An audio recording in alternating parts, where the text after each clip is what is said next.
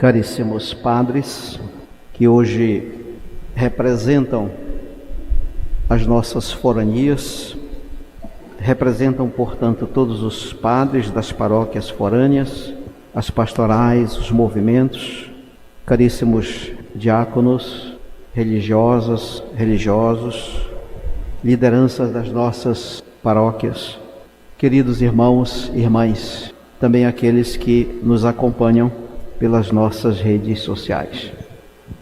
Durante a vida, Cristo sempre lutou, e lutou muito contra um falso conceito de grandeza existente na humanidade, existente entre os homens e mulheres de seu tempo.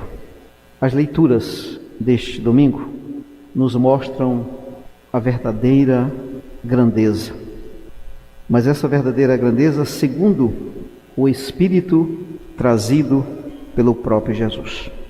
A primeira leitura nos apresenta a figura de um servo de Deus. É um servo insignificante e desprezado pelos homens, mas através do qual se revela a vida e a salvação de Deus. Lembra-nos que uma vida vivida na simplicidade, na humildade, no sacrifício, na entrega e no dom de si mesmo, não é, aos olhos de Deus, uma vida maldita, uma vida perdida, uma vida fracassada. Mas, muito pelo contrário, é uma vida fecunda e plenamente realizada, que terá ou trará a libertação, a esperança de um mundo novo, a esperança de uma geração nova. No Evangelho, em sua caminhada por Jerusalém, Jesus educa os seus apóstolos para a missão, completando assim a catequese que ele fez, não só com os discípulos, mas também com a multidão.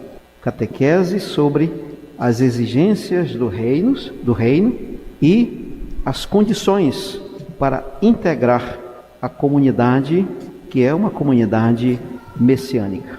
Portanto, Jesus convida-os a não se deixarem impregnar pelos falsos conceitos, conceito de grandeza na época, mas fazerem da sua vida um dom de amor e um dom de serviço. É nesse contexto que os dois discípulos apresentam essa pergunta a Jesus. Uma pergunta estranha dentro de uma comunidade, dentro de um grupo que segue Jesus. No entanto, eles revelam: Mestre, faça que nos assentemos, um à tua direita, o outro à tua esquerda, na tua glória. E a resposta de Jesus foi taxativa: não sabeis o que pedis. Queridos irmãos e irmãs, nós temos 2000 anos de cristianismo, 2000 anos de seguindo Jesus. Será que nós sabemos pedir hoje? O que nós pedimos ao Senhor? Não podemos esquecer que esse diálogo, ele acontece num contexto de viagem para Jerusalém, e Jesus está anunciando a sua paixão. Por isso, eles, diante do diálogo, também dizem que podem ser batizados no mesmo batismo que Jesus vai ser batizado. Diante disso, os outros 10 ficam indignados com a iniciativa dos dois, mas eles ficam indignados porque também eles tinham as mesmas preocupações. Eles também não sabiam pedir. Eles ainda viviam influenciados pelo espírito mundano, pelo espírito do poder. A procura dos primeiros diálogos pelos dois irmãos e a indignação dos outros 10 apóstolos, no fundo, revelam a visão que eles tinham do reino messiânico. Jesus pensa na sua morte, que já está próximo, e os apóstolos estão alimentando sonhos pessoais, de grandeza, de ambição, de poder. Jesus convida os discípulos a não se deixarem levar por esse tipo de sonho. Esses sonhos não são os sonhos do reino, mas Jesus os ensina a fazerem da sua vida uma vida de dom, de amor, de serviço. Mesmo depois da ressurreição, essa comunidade messiânica continua ainda com a mesma mentalidade. E diríamos, mesmo nós hoje, quantos de nós não temos essa mesma mentalidade de sonhar com grandeza, com poder, de sonhar com ambição? Jesus aproveita a ocasião, portanto, para ensinar aos discípulos e a todos nós o sentido da autoridade. Autoridade como serviço, não como privilégio, não como diz os irmãos e irmãs, a procura de privilégios sempre gera conflitos na família, na igreja, na sociedade. E o poder, quando ele não é assumido como serviço, ele acaba dividindo, ele acaba separando, ele acaba discriminando. E Jesus se apresenta como exemplo. O Filho do Homem não veio para ser servido, mas para servir e dar a sua vida em resgate de muitos. Nosso problema é que, ao longo da história, as nossas culturas, a nossa vivência, nós temos sacralizado muito o poder. E muitos divinizam os reis. Daí essa tentação de ambição, de grandeza. Na comunidade cristã, no seguimento de Jesus, temos que ser diferentes. Os últimos são os primeiros serão os últimos. As palavras de Jesus não devem deixar dúvidas entre nós. Quem quiser ser o primeiro, seja o último de todos, seja o servo de todos. Mas com muita frequência, nós acabamos imitando os discípulos e não realizando aquilo que Jesus nos pede. Muitas vezes nós achamos que temos o direito a algum tipo de vantagem e acabamos também nós aspirando ambições, honras, elogios, homenagens. Na verdadeira comunidade cristã, a única grandeza é a grandeza de quem, com humildade e simplicidade, faz da própria vida um serviço aos irmãos. Na comunidade cristã, não há donos, nem deve haver grupos privilegiados, nem pessoas mais importantes do que as outras. Senão não é uma comunidade cristã. Nem, muito menos, distinções baseadas no dinheiro, na beleza, na cultura, na posição social. Na comunidade cristã, há apenas irmãos iguais, a quem a comunidade confia serviços diversos, em vista do bem de todos. Aquilo que nos deve mover, portanto, é a vontade de servir, a vontade de ajudar, é a vontade de fazer o bem, de partilhar com os irmãos os dons que Deus nos concedeu. Só pensamos na glória, não imaginando o sacrifício que acompanharia o Cristo. Ficamos entusiasmados com a ideia de ser colaboradores na obra da redenção e esquecemos de que colaboração exige participação nos sofrimentos e nas dores de Cristo. Por isso, somos convidados a sempre lembrar aquilo que Jesus nos diz: entre vocês não seja assim. Se vocês querem ser cristãos, se vocês querem ser meus discípulos, sejam meus seguidores, apontando para a humildade como serviço ao próximo. Queridos irmãos e irmãs, hoje nós também estamos fazendo a abertura do novo sínodo que se concluirá em 2023 em Roma, mas que já iniciou domingo passado com a grande celebração de abertura que o Papa fez em nível universal. E hoje todas as dioceses e arquidioceses também fazem essa mesma abertura.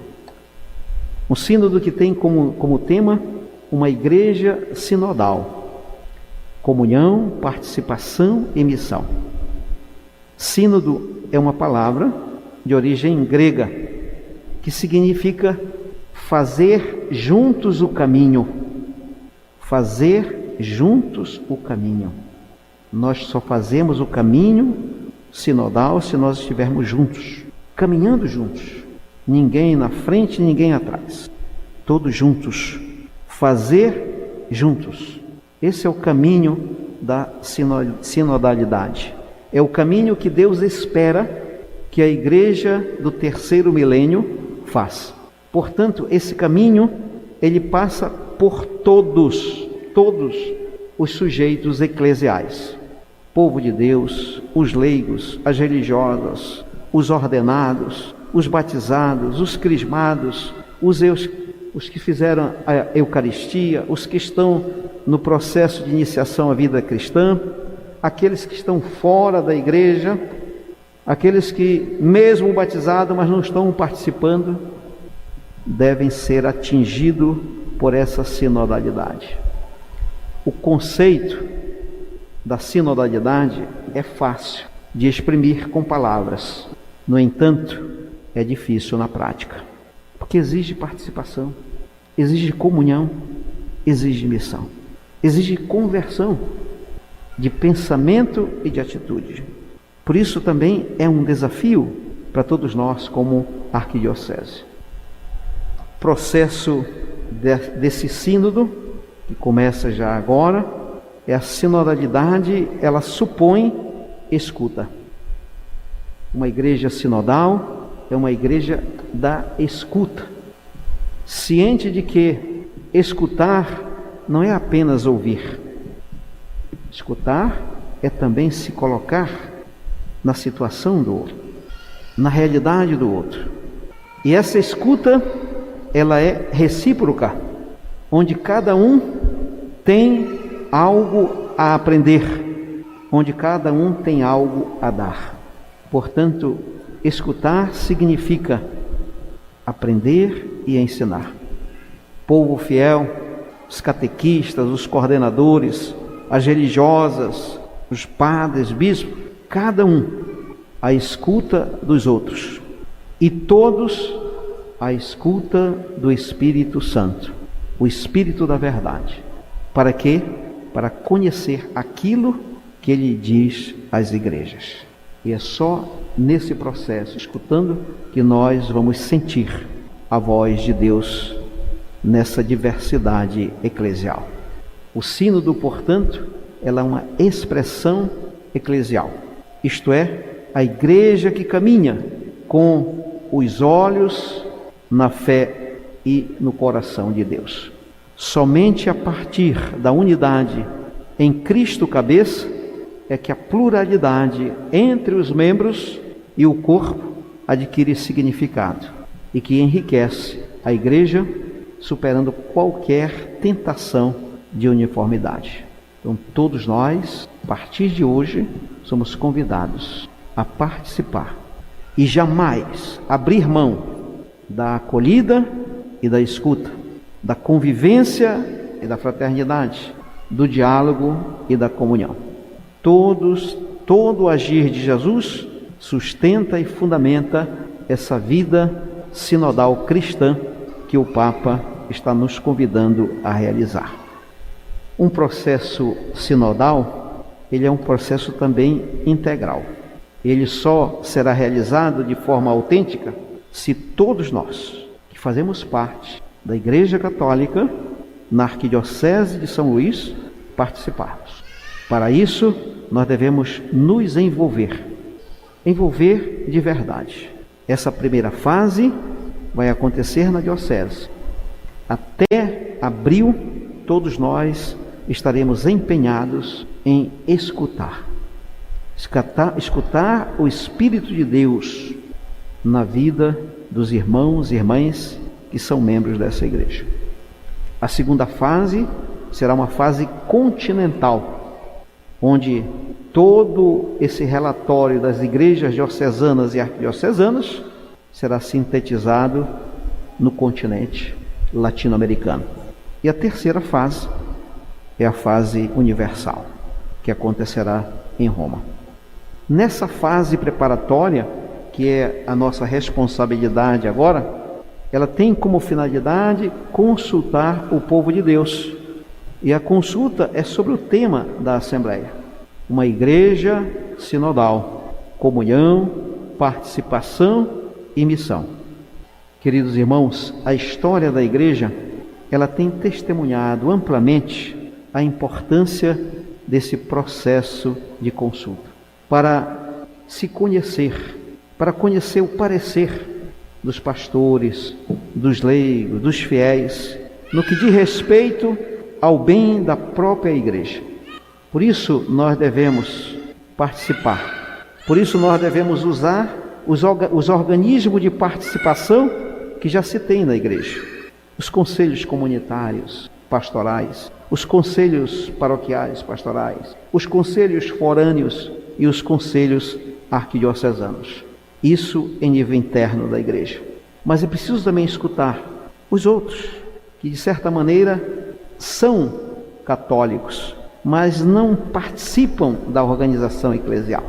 Esses também, os profissionais liberais, professores, advogados, engenheiros, motoristas, cobradores, garis, todos devem ser escutados. Todos devem participar, dizer como a igreja deve servir sempre a sua missão evangelizadora. Por isso, nessa liturgia, vamos enviar os nossos vigários forâneos, os nossos leigos, já com essa missão. Nós abrimos assim o sínodo, hoje em nossa arquidiocese, com essa missão de contribuir para toda a Igreja Universal. Louvado seja nosso Senhor Jesus Cristo.